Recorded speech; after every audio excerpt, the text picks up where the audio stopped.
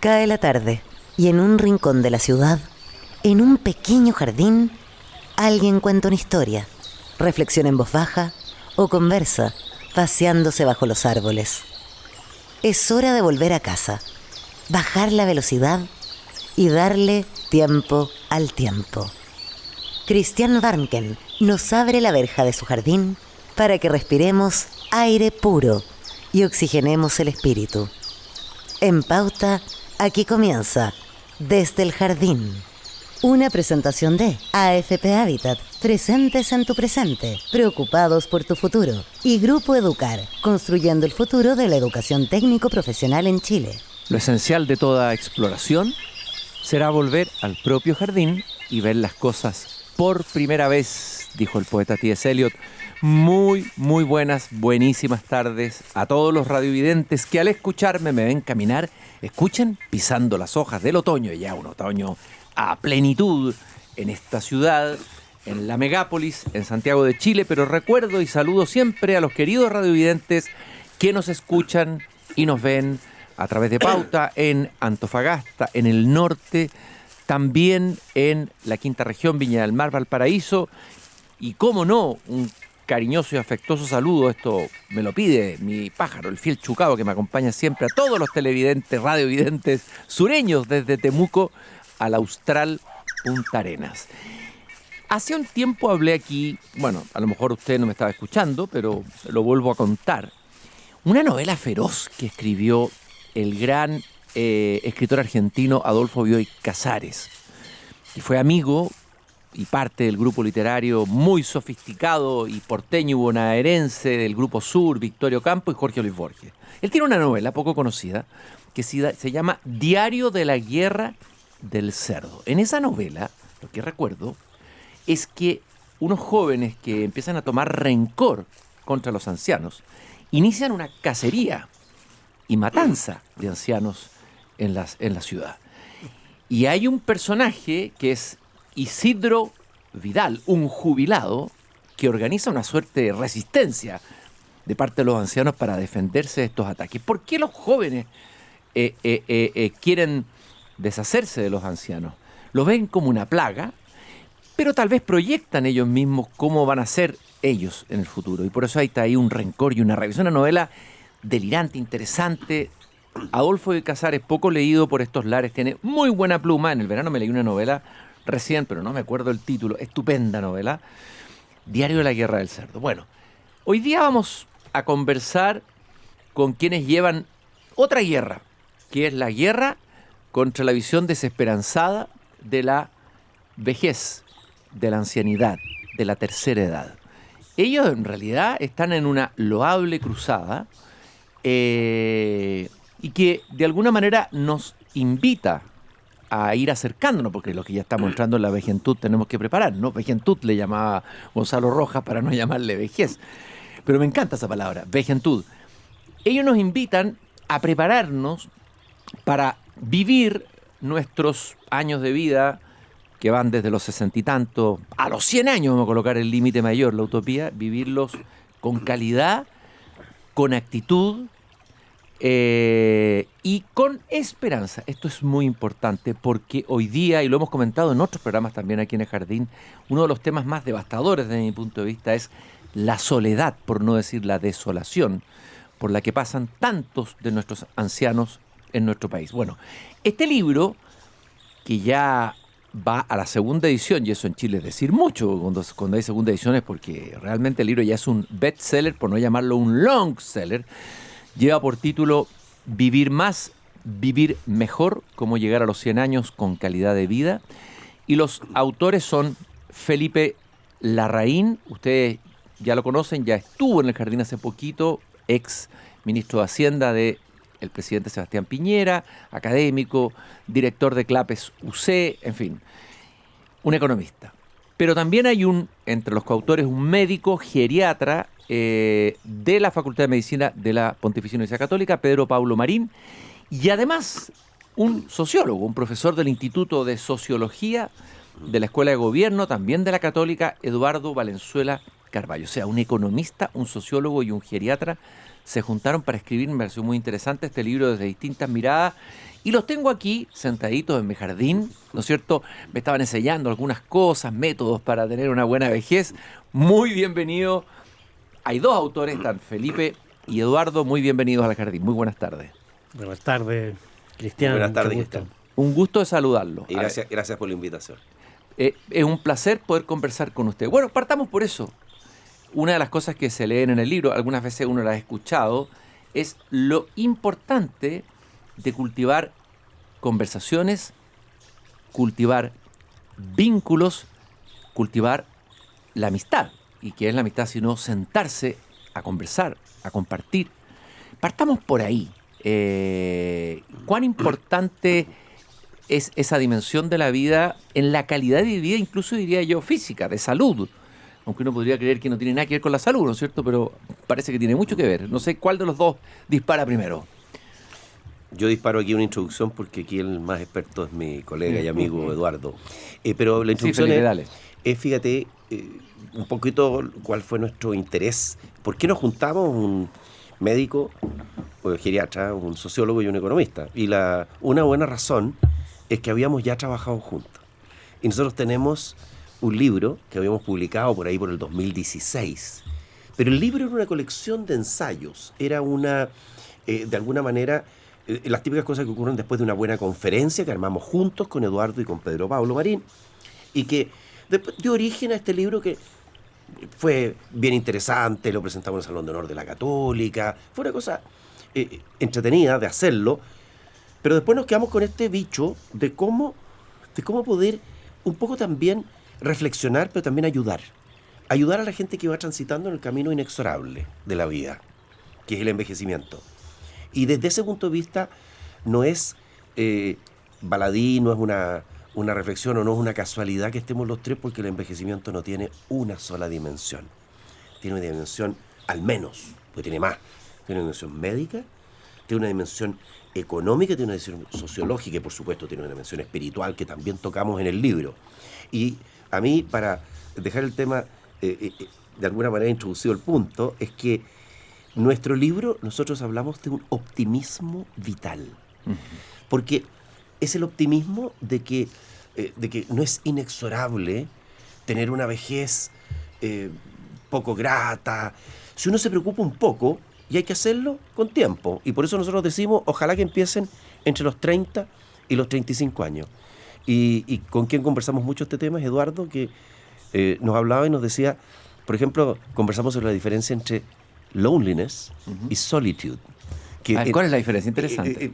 Se lo voy a dejar a Eduardo, porque porque una cosa es la soledad escogida, y otra es la soledad, esa soledad que mata. Ahí ustedes, hay un capítulo o un subcapítulo en que hablan de esa soledad positiva, porque la soledad desolada es la que yo decía al comienzo, pero esta es otra, es una soledad escogida. ¿Cuál es la soledad escogida? ¿Cuál es la diferencia, Eduardo? Bueno, los ingleses hacen esa diferencia, dicen loneliness para designar la soledad que se padece, como un mal, que es nosotros diríamos aislamiento social. En cambio hay otra soledad que uno elige, escoge. Hay gente, y es una experiencia común, que le gusta, por lo menos una parte de su jornada, estar sola. Estar solo muchas veces no significa estar con uno mismo solamente.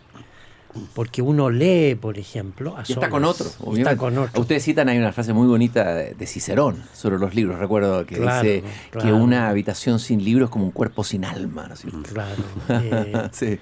Entonces uno puede estar solo y muy comunicado. Con la naturaleza, ¿no es cierto? Con la naturaleza. Al que cultiva las plantas, o el que tiene animales, o el Exacto. Estar solo no es introspección solamente, no es solo volverse hacia tu interior. Y entonces la experiencia de la soledad puede ser muy satisfactoria y muy interesante. Y la vejez es un momento en que la soledad va a ser una experiencia común. Y por ende una de las cosas que nosotros enseñamos, incentivamos, es aprender a estar solo. Porque aprender a estar solo de esta manera. Claro, es casi como en el fondo están proponiendo ustedes un arte de estar solos, ¿no? Que es Exactamente. distinto de la otra, que era la condena Claro. de la soledad. Esta es otra soledad. Porque una la soledad vejez cogida. es de suyo un periodo en el cual la gente empieza a perder sus vínculos. Los vínculos que creó en el trabajo, los vínculos incluso familiares. Los amigos se distancian bastante a medida que una persona envejece.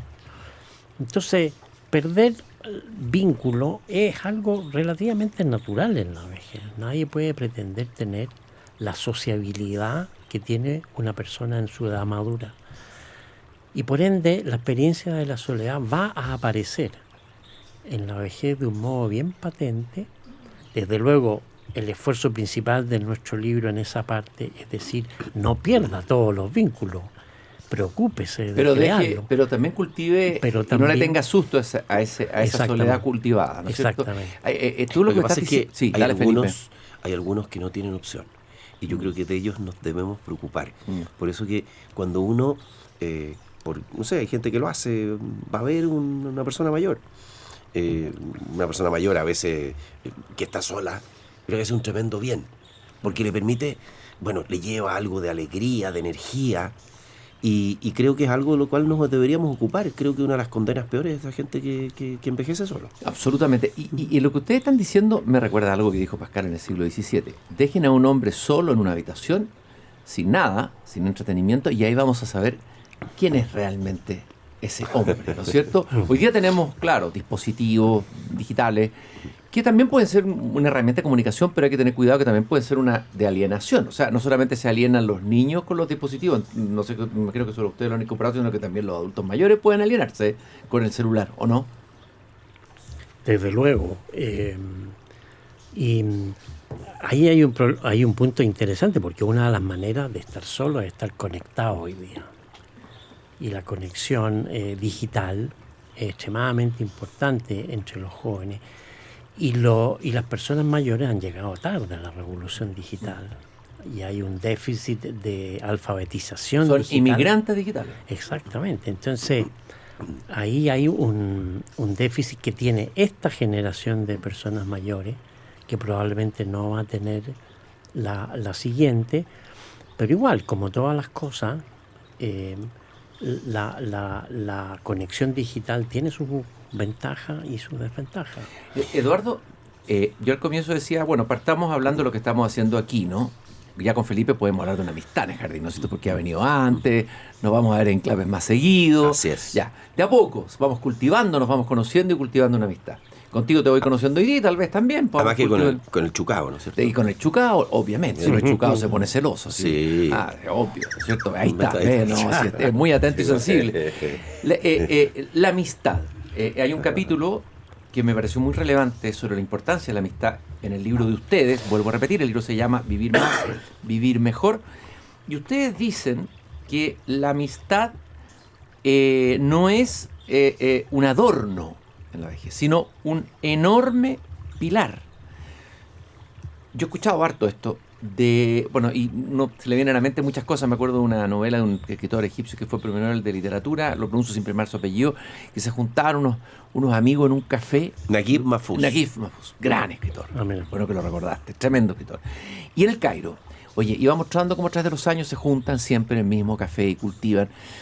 Va pasando la historia de Egipto y ellos se resisten, ¿no es cierto? Y llegan mejor a la vejez. Si uno muere o uno está enfermo, están preocupados los otros. Esos adultos mayores que uno ve en los cafés, bueno, a mí me veo como adulto mayor, no yo estoy hablando desde afuera, los jóvenes, tomándose café con los amigos, me encanta esa. A ver, hablemos un poco de eso, el rito, la religión de la amistad y la amistad como pilar, Fíjate que yo creo que, a ver, absolutamente central, porque uno en la vida se va produciendo un ciclo natural, ¿no es cierto? Llegan los hijos, que son un regalo de Dios, y después los hijos siguen su camino. Y uno los ve y todo, pero los pares de uno, en realidad, esos pares que son los amigos, esos amigos entrañables, con los cuales uno puede hablar cualquier cosa, con los cuales a veces los silencios no son problemas, porque hay otra gente con la cual uno tiene que hablar siempre. claro.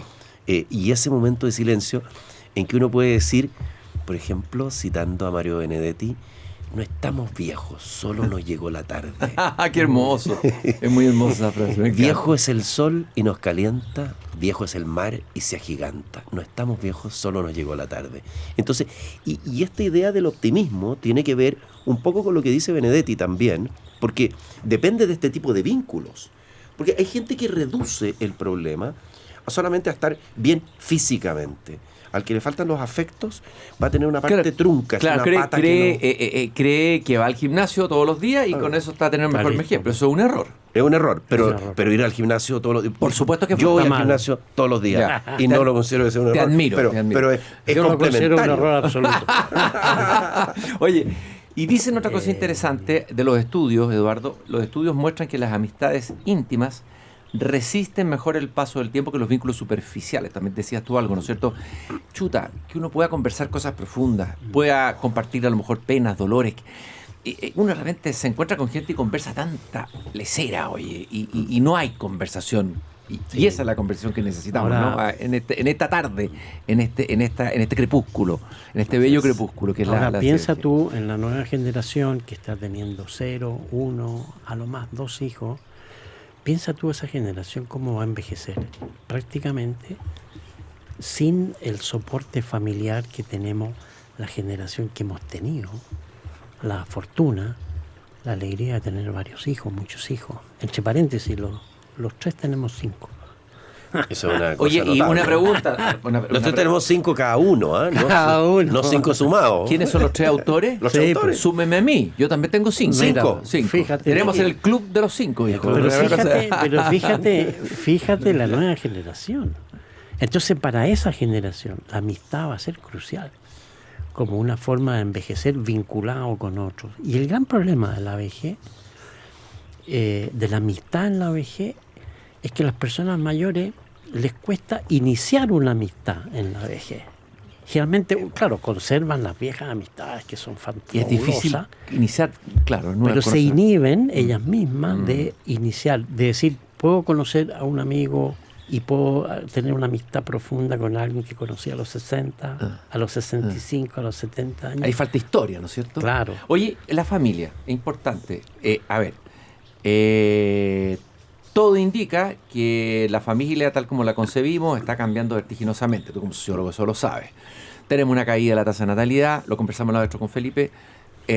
Tenemos un envejecimiento muy vertiginoso del país. De ahí surgió el libro, de esa conversación. De esa conversación, ¿no es cierto? Claro. Entonces, ¿qué importa? Parece que lo que yo descubro, que yo sabía lo de los amigos, que tener una pareja estable y mantener relaciones familiares activas es tan importante como el gimnasio. ¿O no, Felipe? Absolutamente. Yo cuando digo que yo voy al gimnasio todos los días, un poco porque soy obsesivo, pero también porque no lo creo ni por un minuto que con eso voy a estar solo con eso, porque hay muchos temas, tanto estos temas, pero fíjate que una cosa que creo que en nuestra investigación no es que lo hayamos descubierto nosotros, pero nosotros en la lectura que hicimos, encontrarnos, por ejemplo, ¿por qué optimismo vital? Porque optimismo porque somos optimistas ante la vida, no, porque el 80% del envejecimiento de calidad es actitud.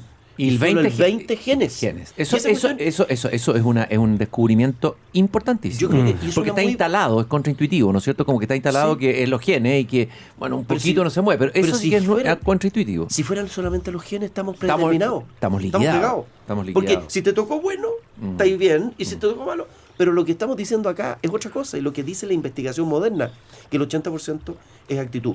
Es el propósito de la vida, no perder el propósito. Es también la idea de compartir en comunidad. Es la familia, pero también la comunidad. No restarse de la comunidad, Exacto. porque y ahí la gente puede desarrollar con la familia, con los amigos, pero la comunidad va más allá, pues la comunidad es más extensa. Y uno puede, mucha gente que, por ejemplo, se retira del trabajo activo, remunerado, y puede desarrollar otras actividades en comunidad. Oye, es cierto que es fatal que el que se pone la bata, jubila, las pantuflas, se va a pique, ¿no es cierto? Exactamente. Se planta frente al televisor y ahí se va a pique, ¿no? Eso es un hecho. Hay ¿Ah? que salir de la casa. Eso es un lema para la vejez. Hay que salir de la casa. Salir de la casa. Salir Salir casa. al mundo. Y sí. mantener una cierta disciplina. Levantarse, ojalá, temprano, tampoco tiene que ser a las 6 de la mañana, pero puede ser. ¿Ya? Dame una esperanza, porque yo me levanto, todavía tengo hijos a las 6 de la mañana. Dame que me pongo a llevar a las 7. Yo con mis hijos yo ya no lo llevo, pero yo me levanto todos los días a las 6, 6 y cuarto. Eso, y de ahí parto al gimnasio, mi primera actividad del día. Y me siento súper motivado de seguir trabajando. Y por ejemplo, Eduardo, tú te vas a acordar, porque un día este segundo libro surgió, yo los invité a tomarse un café a la oficina. En Clape UC, los tres somos, cosa interesante, los tres somos parte de Clapes. Yo dirijo, pero Eduardo es investigador asociado de Clape, al igual que Pedro Pablo. Porque tenemos un grupo bastante transversal en lo que es profesiones y actividades. Y yo les dije, oye, yo los llamé, no sabían para qué los había llamado, me acuerdo, que no les dije para qué. Y yo les dije, oye, yo los llamé para sacarlos de su zona de confort. Ajá. Y el sacarlo de la zona de confort, creo que fueron esas las palabras que usé, les dije, oye, escribamos un libro, pero esta vez no hagamos una gran conferencia, no. Tratemos de nosotros explicar bien las cosas a las cuales nos hacer hemos dedicado, en el buen sentido de la palabra. Y explicar y tratar de ayudar. Y a mí me da mucho gusto, me he encontrado varias veces, yo creo que te ha pasado a ti, con gente que ha leído el libro y me dice, gracias. Me mandan mensajes de repente, oye, gracias porque, pucha, además porque este optimismo, pero no es ese optimismo, decir hoy optimismo porque... No, un optimismo bobo, es un optimismo con base. Optimismo con base. Oye, Felipe y Eduardo, ustedes tomaron un tema que me parece importante, que se habla poco. Tiene muchos temas del libro, de los que yo marqué y me interesaron. El tema de la sexualidad, la vejez, que no se habla mucho, y ustedes lo toman como un elemento importante y fundamental en el desarrollo afectivo, humano, etcétera. Brevemente, un par de palabras sobre la importancia de la sexualidad en la vejez. Bueno, lo que pasa es que yo creo que la primera cosa que nosotros conversamos claramente, la sexualidad no se jubila. Porque hay gente que piensa que pasada una cierta edad la sexualidad se jubila, no, pero va cambiando.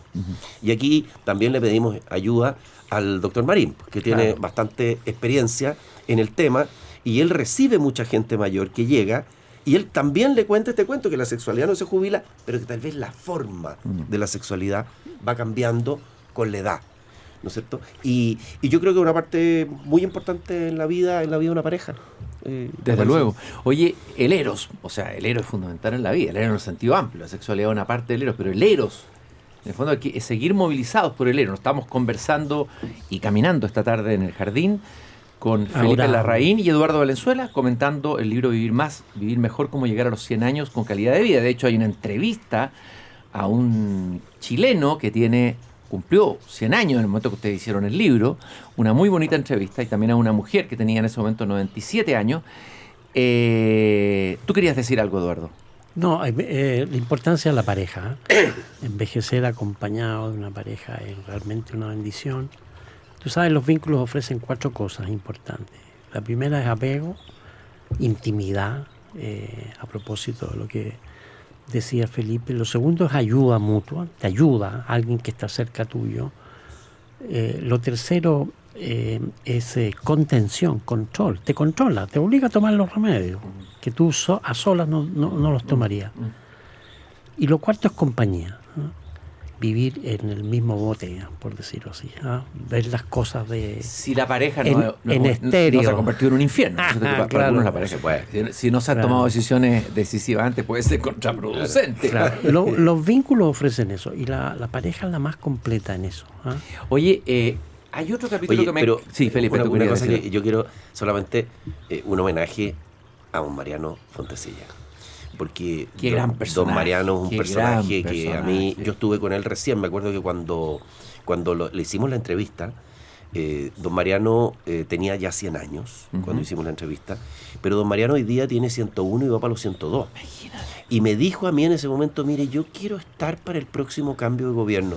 Y yo estuve con él en el salón plenario del Congreso Nacional, donde se produce. Él estaba ahí, sentado, muy bien vestido, con su corbata, su chaqueta, como él ha vestido siempre, por lo demás, un gran caballero, que está contratado desde el año 1945, tiene 81 años en el Ministerio de Relaciones Exteriores.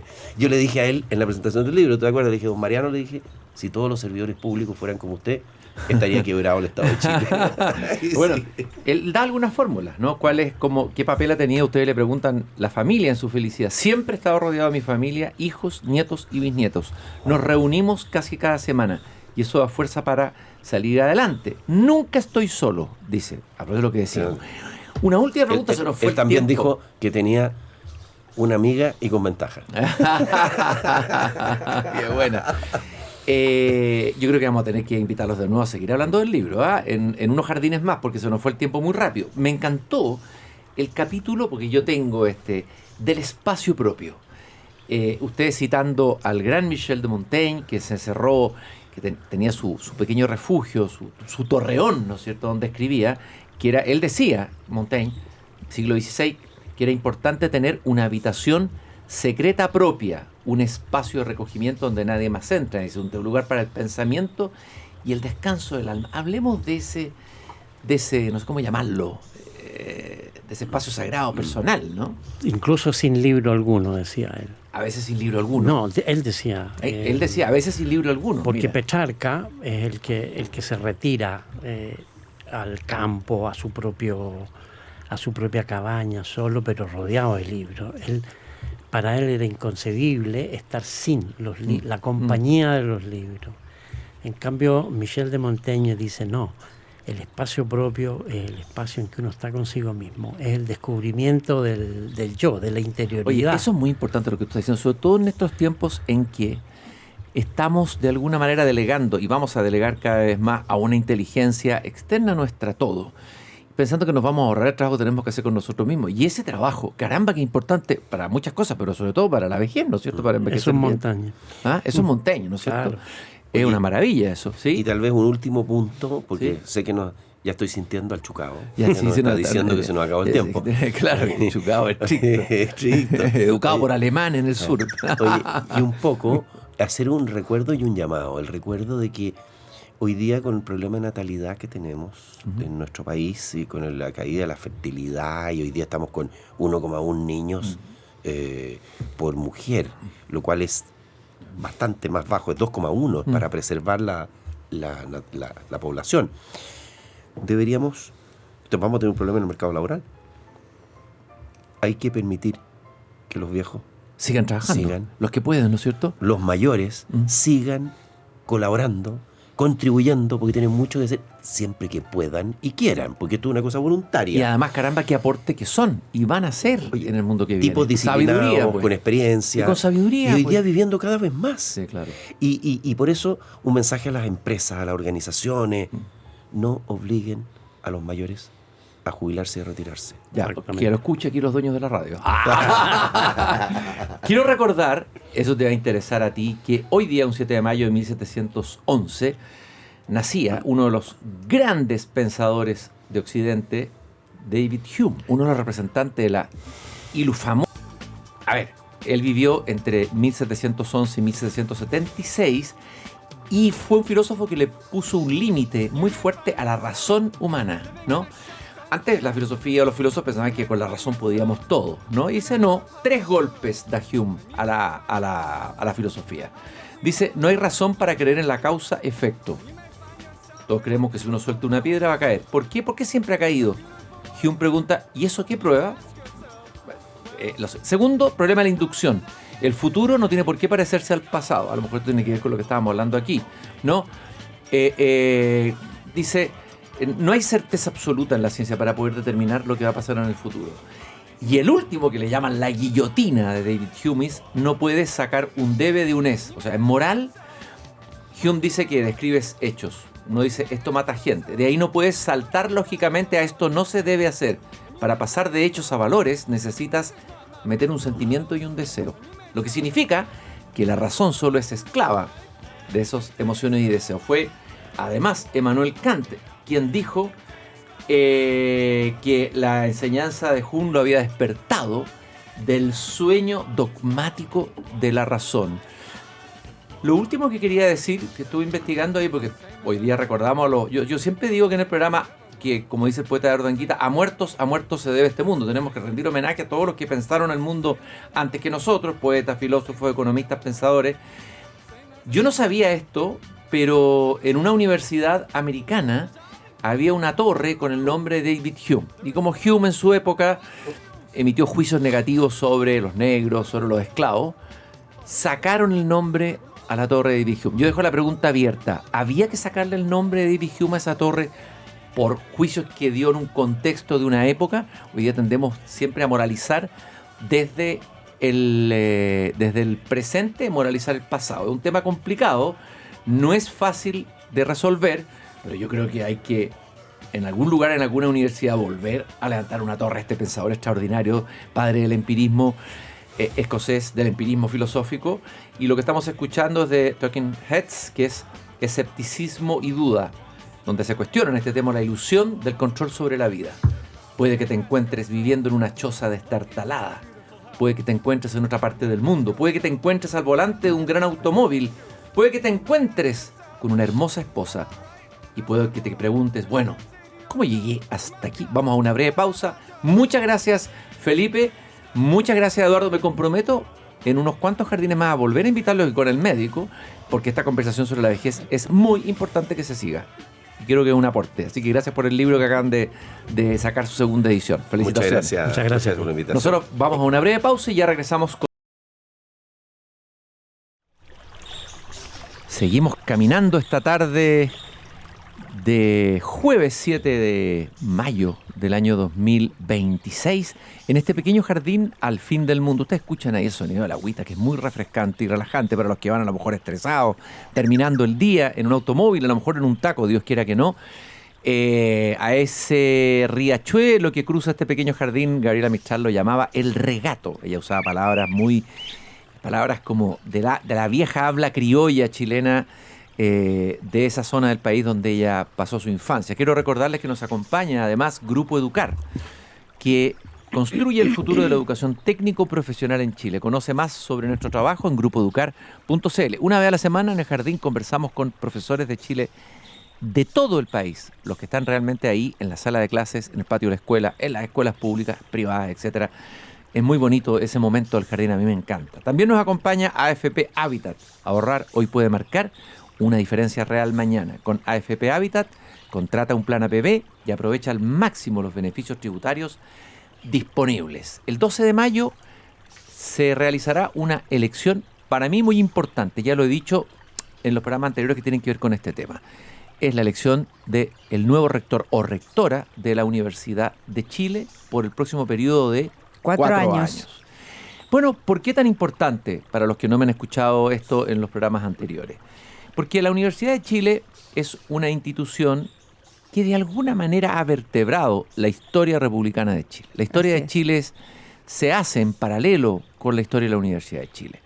Y yo no estudié en la Chile, pero yo siempre he tenido un gran afecto y admiración por esa institución que forma parte de nuestra historia. Basta recordar ese maravilloso discurso de Andrés Bello, el ilustre venezolano, quien inaugura su periodo de rectoría con un discurso memorable que les recomiendo buscar. Es una pieza oratoria hermosa donde habla y dice, entre otras cosas, que todas las verdades se tocan. Hoy día vino a mi jardín muy gentilmente a conversar conmigo y con ustedes, queridos radiovidentes, Alejandra Misala, que es la candidata, una de las candidatas a ejercer este cargo tan importante de rector o rectora de la Universidad de Chile. Ella es profesora titular de la Facultad de Ciencias Físicas y Matemáticas, es economista PhD, estudió ese doctorado en la Universidad de California, ¿no es cierto? En Berkeley.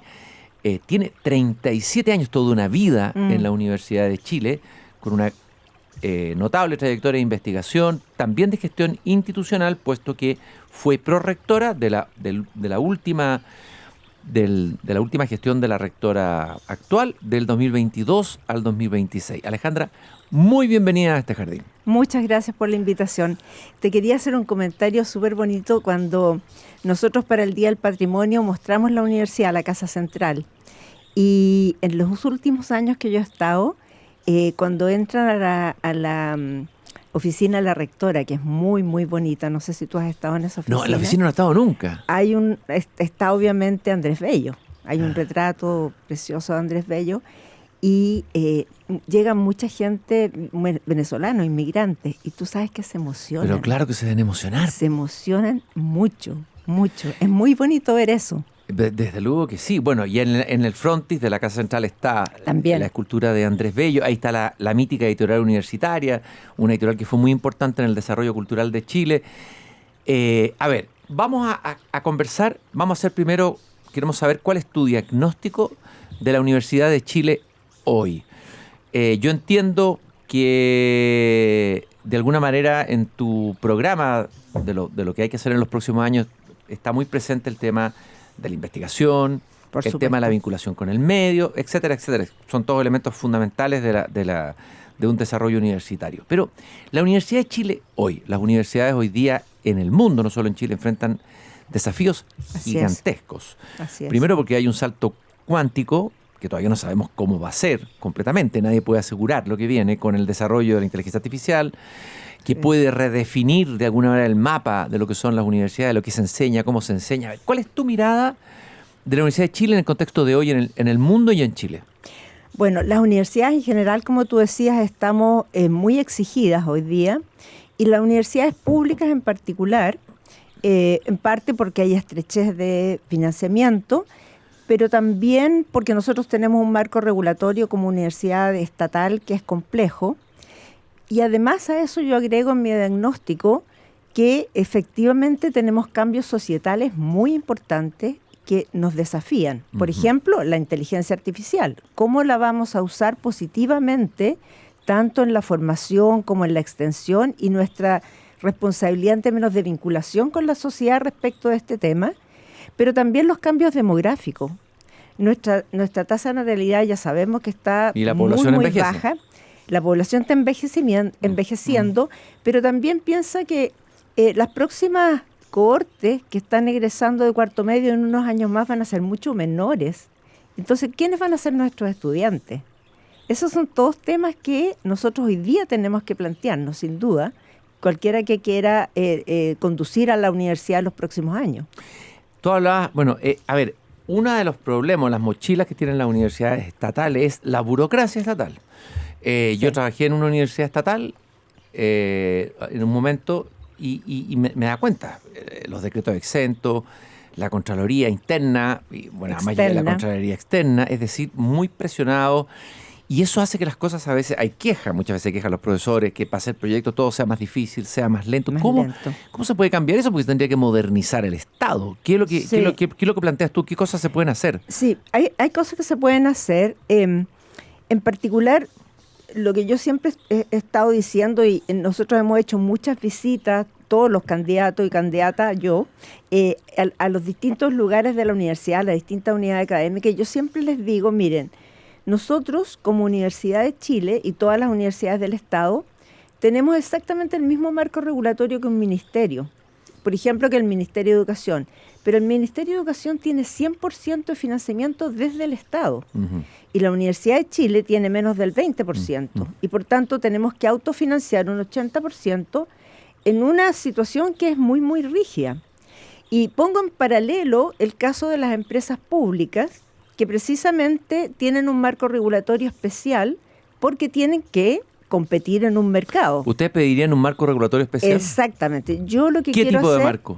es un marco regulatorio especial para las universidades del Estado. Es una cosa que deberíamos trabajar desde el CUECH con la Subsecretaría de Educación Superior, solicitando que efectivamente hay un marco regulatorio que, sin dejar de velar por el buen uso de los recursos públicos, que eso es fundamental, nos dé una mayor libertad. Por ejemplo, no es lo único, pero por ejemplo, no tener que estar en Chile Compra. Las empresas públicas no están en Chile Compra, y nosotros tenemos calculado que estar en Chile Compra para la Universidad de Chile significan anualmente 25.000 millones de ¿Qué pesos. cantidad de plata? Esos son, para darte así 25 centros de excelencia de investigación. Eso porque más o menos un centro de excelencia hoy día son 1.000 millones de pesos anuales. Entonces te das cuenta, ¿y eso por qué? Porque por un lado hay sobrecostos, el Chile Compra es más caro para nosotros que si nosotros compráramos en el mercado normal, y por otro lado hay que tener personas para que funcionen y hagan funcionar el sistema. Y eso significa esa cantidad de recursos. Alejandra, tú fuiste prorectora del periodo de Rosa Debes y algunos dicen que tú serías la candidata a la continuidad. Eso es típico, que era obvio, tú sabías que te iban a decir eso. Claro. ¿Ya? Que tus adversarios te iban a decir eso en la competencia, que era la candidata a la continuidad. A ver, ¿en qué sentido tú eres continuadora del trabajo anterior y en qué te diferencias o quieres hacer cambio en relación a la gestión y a la manera de entender la universidad o de dirigir una universidad de la gestión de la rectora Rosa Debes? Bueno, yo siempre contesto, esa es una pregunta que me han hecho muchas veces, y siempre contesto lo siguiente, digo, ¿qué significa hacer continuación en un mundo que cambia tan rápidamente? Cuando nosotros asumimos, yo acompañé a la rectora desde el principio, a mediados del 2022, estábamos saliendo de la pandemia. Habíamos estado prácticamente 2 años con todo, cada uno trabajando desde sus casas, con un teletrabajo que fue como muy forzado. Y por otro lado, teníamos muy cerca el estallido social también, que era todo un tema. Estaban todos los procesos constituyentes. Se estaba iniciando el país un gobierno de izquierda. Piensa ahora, estamos hablando, tenemos temas de inteligencia artificial, cambios demográficos, un gobierno que es de derecha, otro mundo. Entonces, los desafíos que enfrentamos son distintos. Entonces, uno dice, ya, continuidad, por supuesto, los valores, qué es lo que uno quiere para nuestros estudiantes, qué quiere uno para la comunidad académica, pero obviamente lo que uno tiene que enfrentar es completamente distinto. Pablo Ruiz Tagle, que es decano de Derecho y que estuvo acá también en el Jardín, decía que de alguna manera le criticaba a la gestión anterior y a la gestión de Ennio Vivaldi de que habían sido demasiado ligados con el gobierno, que eso es peligroso, que una rectoría tenga esa especie de connivencia o relación tan cercana, no sé si por razones políticas o de no sé, pero y que eso había que cuidarlo y que la Universidad de Chile tiene que cuidar ese tipo de relación con los gobiernos. ¿Qué piensas tú de esa Bueno, firma? la relación, tú lo dijiste al principio, la relación de la Universidad de Chile con el Estado es estructural. Claro, el Chile, presidente, el patrono de la Universidad de Chile, ¿no? El presidente de la República. Claro, todo presidente o presidenta es patrono o patrona en la universidad. Entonces, nuestra relación con el Estado es estructural. Nosotros nacimos apoyando al Estado de Chile, o sea, a la República naciente. Y por tanto eso es estructural y eso va a ocurrir con cualquier gobierno, independientemente de si es de derecha, de centro. Y yo creo que ahí uno no se tiene que equivocar. Uno siempre tiene que trabajar porque uno en el fondo está trabajando con el país, con el Estado. Si el gobierno a uno le pide ayuda a la Universidad de Chile, la Universidad de Chile siempre tiene que estar ahí presente. Independientemente de eso, nosotros siempre y todos, yo te digo, cualquier candidato probablemente a rector te va a decir, también nosotros somos muy, cuidamos mucho nuestra autonomía. Y cuando digo autonomía, hablo de autonomía institucional, que tiene que ver cómo nos gobernamos, autonomía académica, que tiene que ver con la libertad académica, y también autonomía financiera, que tiene que ver con los recursos. Entonces, desde nuestra autonomía, que la defendemos mucho, todos, nosotros siempre vamos a estar disponibles para colaborar con el Estado. Entonces yo creo que... Claro, él habla de los gobiernos más que el Estado. Bueno, pero es que el gobierno es parte, digamos, es como cuando se habla de las políticas del Estado, ¿no es cierto? Pero efectivamente hay distintos gobiernos, pero el gobierno que a nosotros nos solicita ayuda, nosotros vamos a colaborar. Claro. Entonces no significa que porque un gobierno es de derecha o de izquierda nosotros vamos a colaborar más o menos. Cuando se nos pide ayuda siempre vamos a estar. Algunos han dicho también, no en este caso no es Pablo Ruiz Tagle específicamente, pero otros, entre ellos Alfredo Jocelyn Holt, en una columna que publicó en La Tercera, seguramente la leíste, que es muy crítico del proceso que viene ahora, dice que es lo mismo de siempre y que en el fondo se ha instituido como una suerte de contubernio político interno en la Universidad de Chile. Casi habla como de una, no sé si mafia, pero sí de que hay un poder político oculto que es el que maneja realmente la Universidad de Chile, que esto se ha ideologizado en los últimos años muy fuertemente. También hay una imagen de mucha gente de lo mismo. Hay una visión como de que se ha sobrepolitizado, sobre todo en algunas facultades, y que en el fondo hay una cosa política que ha marcado fuertemente la Universidad de Chile, que eso es malo para la misma Universidad de Chile, como imagen hacia afuera de su diversidad, que fue característica de su tradición. O sea, mi experiencia en la Universidad de Chile, que como tú dijiste es bien larga, es que la Universidad de Chile es muy plural. hay muchas visiones distintas y esas visiones se ofrecen. ¿Todas pueden manifestarse con entera libertad? Sí, sí. Ya. ¿Y qué pasa con las cancelaciones, las funas de las que hablan tantas personas, de que algunos se inhiben de hablar, que hay estudiantes que no quieren hablar porque se sienten que están inhibidos? Pero muchas de porque esas van a ser cosas, cancelados, etcétera. pero muchas de esas existen sin duda las cancelaciones, pero muchas de esas no tienen que ver con temas políticos, hay que decirlo. O sea, tienen que ver con a lo mejor con otro tipo de, por ejemplo, a alguien se lo acusa de haber tenido algún tipo de acoso sexual, por decirte. Eso también podría ocurrir. Entonces, yo no asocio eso que tú estás mencionando con una situación que tenga que ver finalmente con visiones políticas y que nadie pueda manifestarse. Nosotros, por ejemplo, ahora, en esta campaña que ha sido súper intensa, somos 4 candidatos y hemos debatido mucho en todas las facultades, en todos los campus, y cada uno de los candidatos nos hemos sentido súper libres de poner nuestros temas, de poner nuestras propuestas y de conversar entre nosotros académicamente. Nosotros tenemos mucho respeto entre todos los candidatos, pero es algo que yo creo que se valora, porque efectivamente es una conversación que tenemos sobre la universidad, que nosotros mismos decimos, ojalá esto se prolongue, que tengamos más oportunidades para que toda la universidad esté conversando.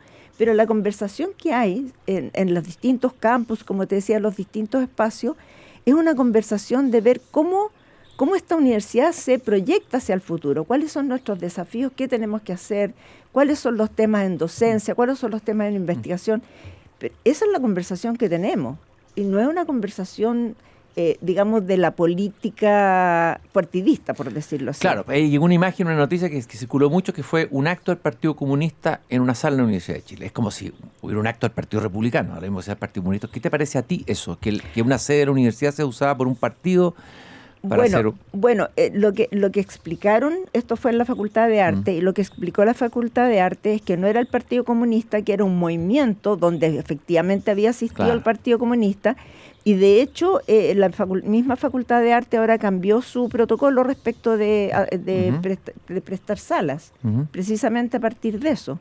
Pero efectivamente, en general, la universidad no tiene actividades de ese tipo. A mí me tocó como prorectora estar a cargo de la Casa Central, porque una de las tareas de la prorectoría es la Casa Central, y ahí nosotros éramos súper cuidadosos y cuidadosas de que efectivamente las actividades que se hacían allí fueran actividades, digamos, no de partidos políticos en general, porque efectivamente la Universidad de Chile tiene esa característica, que es plural, y que debiera, esto que tú decías del discurso de Andrés Bello, que todas las verdades se tocan, ¿no es cierto? Ese debiera ser así. Claro. La gracia de la Universidad de Chile siempre fue la pluralidad. Claro, ha habido como una queja de que la cultura woke o la cosa más ideologizada de izquierda ha marcado muy fuerte, demasiado la Universidad de Chile. Incluso te lo dice gente de adentro de la Universidad de Chile en el último tiempo. También se ha dicho que los medios de comunicación de los que disponen en la universidad también han sido atrapados ideológicamente. Hay algunos dicen que ya no es tanto ahora. ¿Qué está pasando con todo eso? La radio, Universidad de Chile, que es una gran radio, tiene cosas muy interesantes, pero también es cierto que uno iba a la radio y tenía la impresión de que estaba yendo a la radio de un partido político y no la radio de la Universidad de Chile. Pero si tú escuchas la radio de la Universidad de Chile en los últimos tiempos, uno tiene entrevistas a distintos tipos de miradas, digamos. Hay personas que dan su opinión bien libremente. Y yo creo que en la medida que cada vez más la radio y la televisión, que está recientemente de vuelta en la universidad, reflejen, digamos, lo que la universidad hace, la voz de sus académicos y académicas, obviamente cualquier persona que la escuche se va a dar cuenta de que efectivamente hay muchas miradas, pero sobre todo yo creo que es interesante la posibilidad de comunicar hacia afuera lo que la Universidad de Chile es, porque hay mucho de clasificar, de poner sello, y eso yo creo que es algo que, por lo menos desde mi punto de vista, en lo que yo pienso hacer, tener realmente un proyecto de comunicación estratégica de la universidad, porque yo me doy cuenta de eso que tú dices, de que mucha gente dice, oye, la Universidad de Chile, pum, y le pone un sello. Y la verdad es que si tú la conoces bien, yo no veo eso realmente.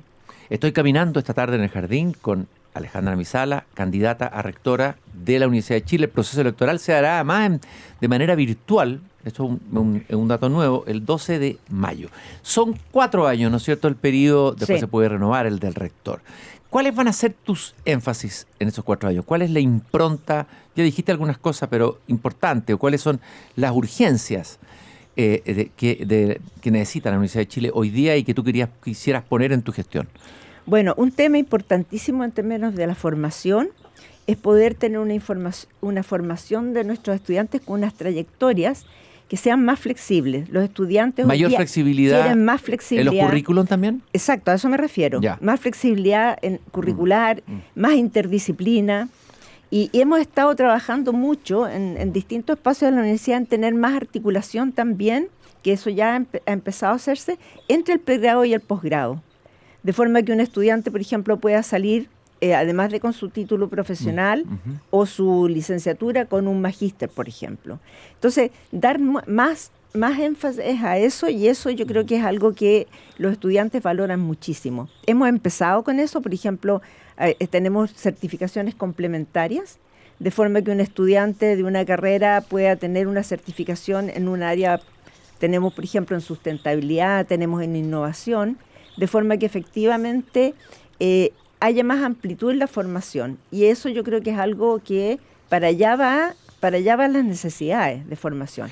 ¿Qué piensas tú se escribió un artículo, el rector de la Universidad Adolfo Ibáñez, una universidad privada, habló de la urgencia necesaria de acortar carreras.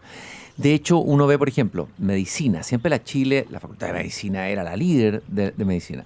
Ha ido perdiendo en los últimos años. Hay una universidad, la Católica primero, luego una universidad privada, la Universidad del Desarrollo, y luego la Chile. Algunas de ellas han acortado, han tenido la posibilidad de hacerlo. Algunos dicen que es más difícil hacerlo en la Chile por el tema de la burocracia. ¿Cómo van a enfrentar ustedes esa competencia de carreras que en otras universidades van a ser más cortas, en un mundo que requiere más flexibilidad? ¿Cómo ves tú eso? ¿Cómo lo piensas gestionar? Bueno, es un tema que hay que reflexionar, hay que discutir, pero yo pongo algunos temas en la mesa respecto a esa conversación. En primer lugar, hoy día los estudiantes que nosotros recibimos, y eso pasa en la Universidad Católica, en la Adolfo Ibáñez, en muchas universidades, necesitan mayor preparación. Y por tanto, si uno mira un poco los resultados a nivel internacional, entonces tenemos estudiantes que necesitan más... Que no vienen con habilidades mínimas necesarias. Necesitan más apoyo propedéutico, en su primer año. Y por tanto, ahí hay algo que es responsabilidad nuestra como universidad de resolver eso, ¿no es cierto? Una segunda cosa es que nosotros en Chile, a diferencia, por ejemplo, siempre se nos compara con lo que se demora una carrera en Europa, en Estados Unidos, pero nosotros no solamente damos este bachiller que da, por ejemplo, en el caso de Estados Unidos, sino que nosotros también habilitamos profesionalmente. Si tú comparas la habilitación profesional de un abogado, por ejemplo, en Estados Unidos y aquí en Chile, no es tan distinto el número de años. Porque es distinto dar habilitación profesional, lo mismo para un médico. Y la otra cosa que yo creo que hay que tomar en cuenta en la conversación es que nosotros tenemos la responsabilidad, por lo menos como Universidad de Chile, de formar integralmente a nuestros estudiantes. Hoy día con la inteligencia artificial, por ejemplo, para darte nada más que un caso, cada vez más necesitamos desarrollar el pensamiento crítico. Clave, fundamental. Entonces, si tú solamente... Porque si no vas a externalizar todo el pensamiento hacia un dispositivo extraordinario técnico y todo, pero va a producir una deuda cognitiva como ahora. Exactamente. Entonces, eso nos desafía a tener una formación mucho más integral y más profunda, con temas éticos, con temas, digamos, de cómo tú desarrollas ese pensamiento crítico. Y eso a veces... dado con los estudiantes que recibimos y dado lo que queremos hacer, de que efectivamente sea un estudiante con esas características y que además el conocimiento está avanzando rápido y por tanto tú tienes que enseñarles a las personas a aprender de lo nuevo. Cuando tú estás bien formado y viene una nueva metodología, un nuevo conocimiento... Estás más preparado para eso. Estás preparado, entonces... Claro. No sacamos nada con sacar algo bien rápido, que muchas veces esta conversación está vinculada también a temas financieros, por decir, ¿no es cierto? De que, claro, la gratuidad se lleva una cantidad enorme de recursos y obviamente si tú acortas la carrera vas a ahorrarte esos recursos, pero nosotros tenemos la responsabilidad de formar personas integralmente que puedan desarrollarse en un mundo que cada vez es más complejo. Y en ese sentido, el rol de las humanidades, ¿cuál es tu visión? Fundamental. Ya. Fundamental. Mira, esa cosa lo hemos estado conversando a propósito de esta, como yo digo, el puerta a puerta que hemos tenido en todas las unidades. Para mí, solamente el ejemplo de la inteligencia artificial me hace pensar que cada vez es más importante las humanidades, las artes y las ciencias sociales.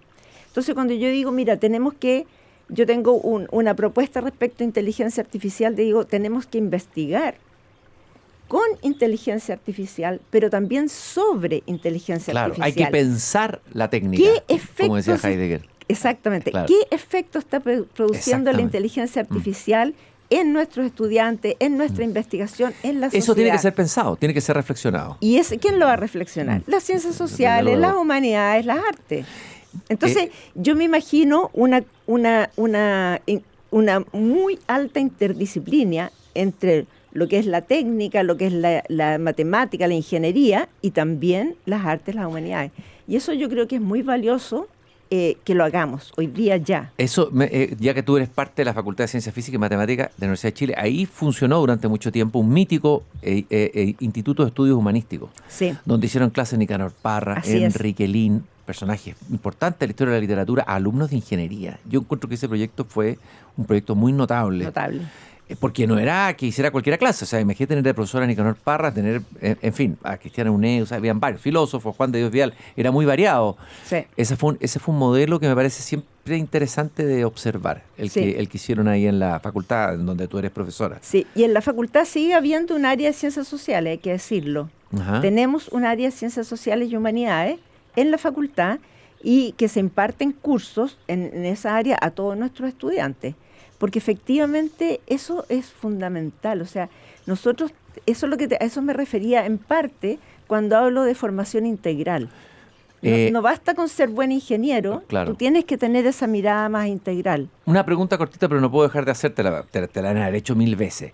Se le ha sacado mucho en cara a la rectora Rosa de Bes, con la que tú trabajaste, el tema de la CAMPE. Es decir, hay una toma en la universidad y la rectora fue un tema con Ucrania, pero después había una exigencia de los estudiantes en el tema de Israel, de suspender convenios, y se supone que este tema de acampar con los estudiantes o acampar en la universidad para defender la universidad era para conversar y dialogar con ellos. Muchos dicen que está bien dialogar, pero que también hay que ejercer la autoridad y que la autoridad está muy debilitada, la autoridad del profesor, incluso en la sala de clase en los colegios, la autoridad del decano, la autoridad de... ¿Cuál es tu visión de la autoridad?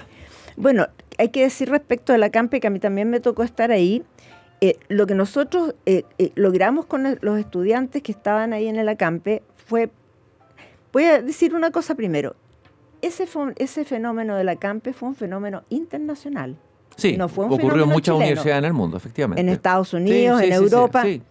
Tengo que decir también que la forma como se resolvió en Chile, en la Universidad de Chile, fue muchísimo más positiva, mejor que como se resolvió, por ejemplo, en UCLA, en California, o como se resolvió en Columbia. ¿Cómo se resolvió allá? Con fuerza pública. Con fuerza pública, espérate. Y terminaron los mismos académicos pidiéndole al rector que saliera. Claro, los rectores salieron. Claro, esos rectores salieron. Hubo un problema interno de la universidad, no se resolvió adecuadamente desde el punto de vista de lo que ocurrió posteriormente. Y aquí no demoró mucho el término de esto, caso, no demoró demasiado, porque fueron varios meses, ¿no? Fueron varios, son 2 meses. Sí, pero es harto. Ahora, o sea, eso afecta a las carreras y todo, la gente que quiere ir a clase, qué sé yo. Pero es que en la Casa Central no hay clase. Ya. En la Casa bueno, Central, afecta el funcionamiento de la universidad en todo caso. Nosotros nos quedamos y funcionamos bastante ya. normalmente, hay que decirlo. En la Casa Central estaba abierta, los estudiantes no tenían el control de la Casa Central, ellos estaban ahí acampando, como decía.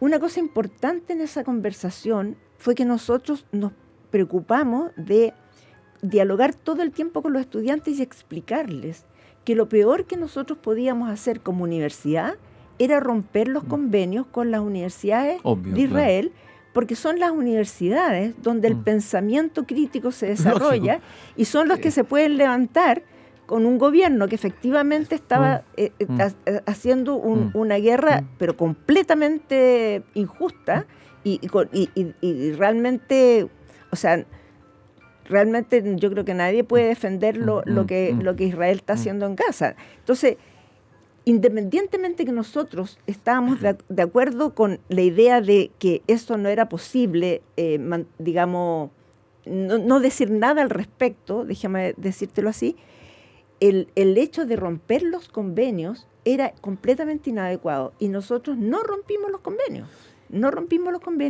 y le dábamos el ejemplo, sobre todo la rectora, porque le tocó vivirlo, le daba el ejemplo a los estudiantes de cuando estábamos con dictadura. Claro. Y nosotros teníamos... Que habría sido fatal para la Universidad de Chile. Y nosotros teníamos un rector delegado. Delegado, sí. Entonces, imagínate, con un rector delegado romper, y nosotros era la universidad que estaba realmente diciendo, oye, no, esto no da para más, nosotros necesitamos la democracia. Entonces, esa conversación con los estudiantes, yo creo que es importante. Nosotros tenemos que dialogar con nuestros estudiantes. Ejerciendo autoridad, ¿no es cierto? Sí, pero siempre diálogo. Siempre diálogo. Alejandra, muchas gracias por este paseo peripatético por este jardín. Y vamos a irnos en el programa escuchando algo muy bonito. Mira, te tengo una sorpresa. El poeta Julio Barrenechea, Premio Nacional de Literatura tan poco recordado, y el compositor René Amengual ganaron un concurso en noviembre de 1942, cuando la Universidad de Chile celebraba el centenario, y estaba como rector Juvenal Hernández, mítico rector de la Universidad de Chile, y crearon este hermoso himno que dice: egresado, maestro, estudiante, vibra entera la universidad, famoso y hermoso himno. Y bueno, se interpretó este nuevo himno en el Teatro Municipal de Santiago. Y en el año 2025, Maximiliano Soto hizo un arreglo, una nueva versión en la Sala Sinfónica Nacional de Chile, una sala estupenda, con la Orquesta Sinfónica Nacional y con el Coro Sinfónico de la Universidad de Chile. Vamos a escuchar y nos vamos a despedir en esta conversación sobre la Universidad de Chile y con la candidata rectora Alejandra Misola, escuchando esta maravillosa arreglo y versión del viejo y querido himno de la Universidad de Chile. Muchas gracias, Alejandra, por esta conversación en el jardín. Muchas gracias a ti por la invitación y por el himno.